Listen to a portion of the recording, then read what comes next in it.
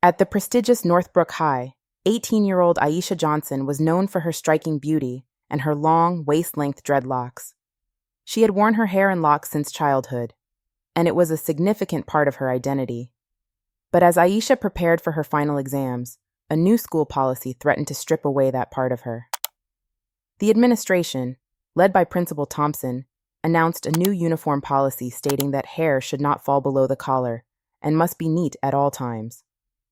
They deemed Aisha's dreadlocks too long and messy, demanding she cut them or be prevented from taking her final exams. Aisha refused. Her hair was more than just hair. It was a symbol of her heritage and individuality.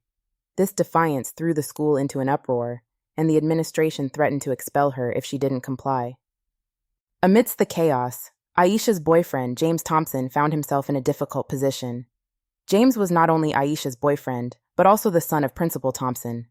James loved Aisha deeply, but the mounting pressure from his father and the school's bad publicity led him to ask Aisha to consider cutting her dreadlocks. "Aisha, I hate seeing you go through this," James said one evening as they sat in her backyard. "Maybe just trimming them a bit would make things easier." Aisha looked at him, her eyes filled with hurt. "You don't understand, James. This isn't just about hair. It's about who I am. The school hasn't asked anyone else to cut their hair. It's because of the style, not the length. I feel targeted." James sighed, conflicted. "I just don't want you to get expelled. I care about you." Aisha shook her head. "If you care about me, you'll support me in this. I'm not cutting my hair." The school administration's threats turned into action when Aisha was officially expelled for refusing to cut her hair. The decision devastated her. With only weeks left until her final exams, transferring schools would mean repeating the year. Her parents, who were neither wealthy nor highly educated, tried to advocate for her, but were met with cold indifference. The bullying from jealous classmates intensified. They saw Aisha's struggle as an opportunity to break her spirit. The leader of the bullies, a girl named Brittany, led the charge, making snide remarks and leaving cruel notes in Aisha's locker. The pressure became unbearable, and James felt increasingly torn between his father's expectations and his love for Aisha. Then one day the local media got wind of Aisha's story. The public outrage was immediate and intense. The school, now under the scrutiny of national headlines, backpedaled.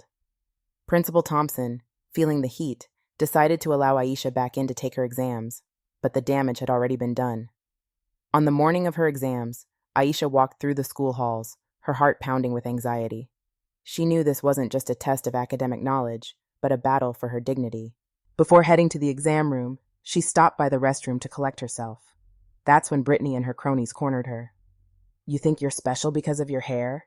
Brittany sneered. "Let's see how special you feel after this." They overpowered Aisha, pinning her to the ground. Brittany brandished a pair of scissors, the cold metal glinting menacingly. Aisha struggled, her eyes wide with fear. Suddenly, the restroom door burst open, and James barreled in, his face contorted with rage. "Get away from her!" he shouted, his voice echoing off the tiled walls. Brittany and her friends, caught off guard, scattered. James rushed to Aisha, helping her to her feet and holding her close. "I'm so sorry, Aisha.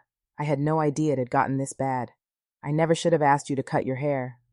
Aisha clung to him, tears streaming down her face. "Thank you, James, for being here now." James looked into her eyes, his expression resolute. "I promise I'll protect you. From now on, I'll be by your side." With James's unwavering support, Aisha walked into the exam room, her head held high.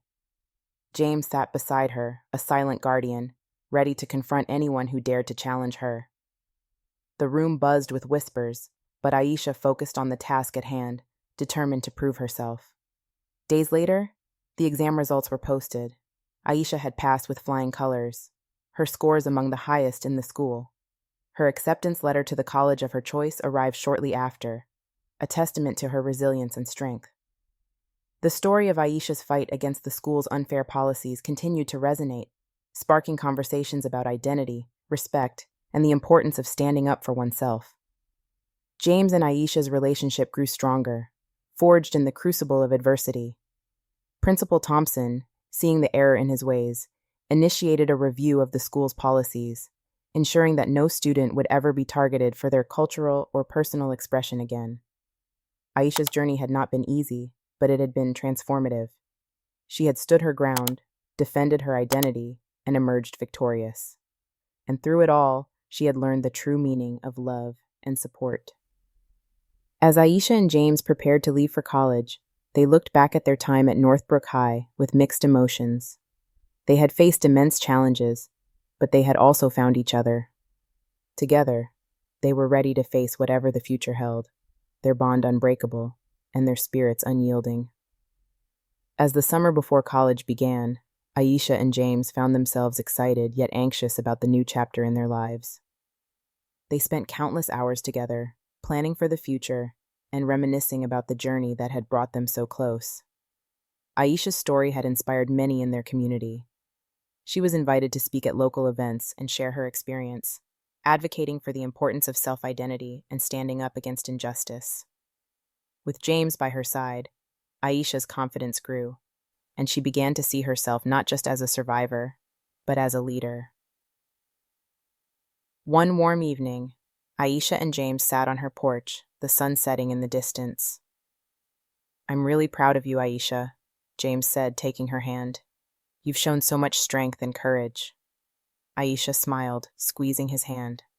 "I couldn't have done it without you, James. You've been my rock through everything." James looked at her, his eyes filled with admiration. "I've been thinking, when we get to college, let's continue advocating for change. There are so many others who might be going through what you did, and we can help them." Aisha's eyes sparkled with determination. "Yes, let's do it. Together, we can make a difference."